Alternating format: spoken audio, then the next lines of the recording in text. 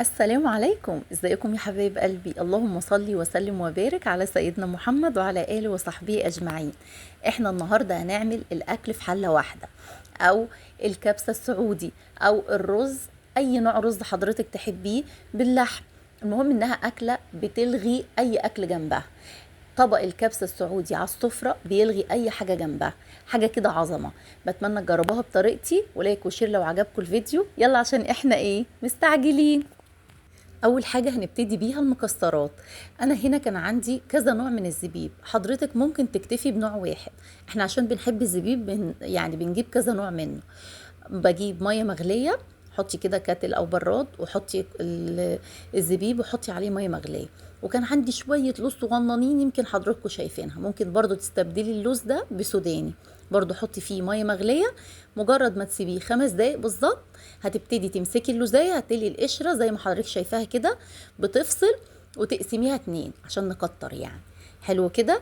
معايا هنا كيلو من اللحم، اي نوع لحم حضرتك تحبيه بينفع. الكبسه بتنفع بيها اي نوع لحم. قطعتها مكعبات او اي تقطيع حضرتك تحبيها، المهم انها تبقى تقطيع على قد المعلقه كده.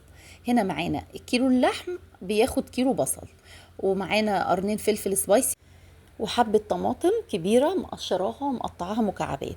جبت حلة كبيرة، استكبري كده حلة عند حضرتك، ونزلت بشوية من الزيت ومعلقة سمنة كبيرة.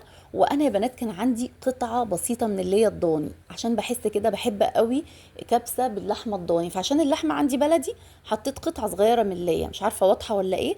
وبنزل بحب كمان انزل بالبهارات اللي هي زي القرفة وورق اللورو واللومي والحبهان، بحب انزل بيهم الاول، وبعد كده انزل بالبصل.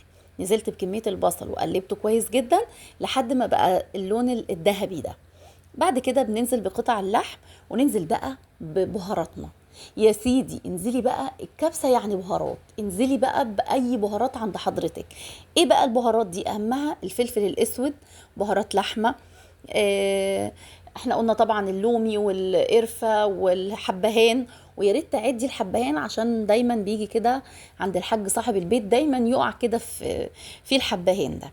فانتي يبقى عديهم، وحاولي تبقي تشيليهم لما الاكله تخلص. وبحب معلقه صغيره من الكركم، معلقه صغيره من الكاري. طبعا حطيت الطماطمايه اللي انا قطعتها مكعبات. الفلفل اللي انا حطيته بحطه كده، حتى ما بشقوش كده يعني بالسكينه، ولا بحطه كده سليم. وكان عندي الفلفل الصغير، مش عارفه بيقولوا عليه هالوبينو ده، حطيته بحبه جدا. و وبابريكا، توم باودر، بصل باودر، بهارات لحمه. اي بهارات عند حضرتك، بهارات كبسة لو متاحة حضرتك تحبيها حطيها. هنقلب كويس جدا. هتجيبي مية مغلية، يعني كوباية، انا بحط كوباية في الاول وغطي عليها. اول ما تبتدي انها تاخد وتدي كده مع نفسها بشكل ودي وتنشف، اهي زي كده، بنزل ممكن بكوباية تانية لحد اللحمة ما تبقى نص سوا. ما تبقاش حتى 3/4، لا نص سوا. يعني انا الخطوه دي عملتها مرتين، حطيت كوبايه في كوبايه. بعد كده بقى اول ما تنشف خالص بنزل بقى بالمقدار. الميه ايه مقدار الميه يا رودي؟ مقدار الميه عندي كوبايه رز بسمتي، احنا متفقين انها بتاخد كوبايه ونص من الميه. غير الرز البلدي، لو حضرتك ممكن تعمليها بالرز البلدي، كوبايه رز بلدي زيها كوبايه ميه. احنا بنقول، انا عارفه ان كلكم ستات بيوت شاطره، بس انا بتكلم على البنات العرايس الامارات اللي لسه داخلين المطبخ. حطيت بعد ما بتغسلي الرز البسمتي كويس جدا، وبعد كده بتسقطيه بعد ما ظبطتي الميه زي ما احنا اتفقنا، وتظبطي ملحك، ويا ريت بقى معلقه سكر، يا هتوديها في حته تانية. بعد كده هنزل بالرز واقلب واسيبها. اول ما تبتدي تتشرب، يعني ايه طبعا تتشرب، انها الميه تنشف منها، بهدي عليها النار خلاص واسيبها بقى تستوي. هبتدي بقى المكسرات اللي احنا حضرناها او حطيناها في ميه، معلقه سمنه بلدي محترمه. وبعد كده بتدي تقلبتين فيهم كده، يعني ما تخليش الزبيب يتحرق، يا دوبك يدي اللون اللي حضراتكم شايفينه.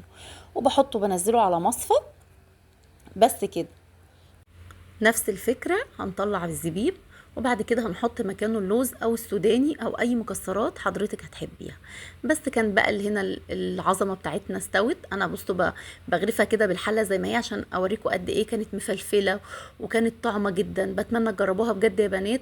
وعملت جنبها سلطه الدقوس، طبعا احنا عاملينها كتير في كذا كبسه عملناها، وابتديت بقى انزل بالزبيب الاسمر، انا بحبه جدا الزبيب ده والزبيب اللي كان عندي كده شويه الحركات اللي احنا بنعملها وشويه اللوز، وكانت فعلا تحفه. انا كنت عامله الكبسه دي عشان ولاد اخويا طلبوها مني، وكنت عاملاها عندهم كمان.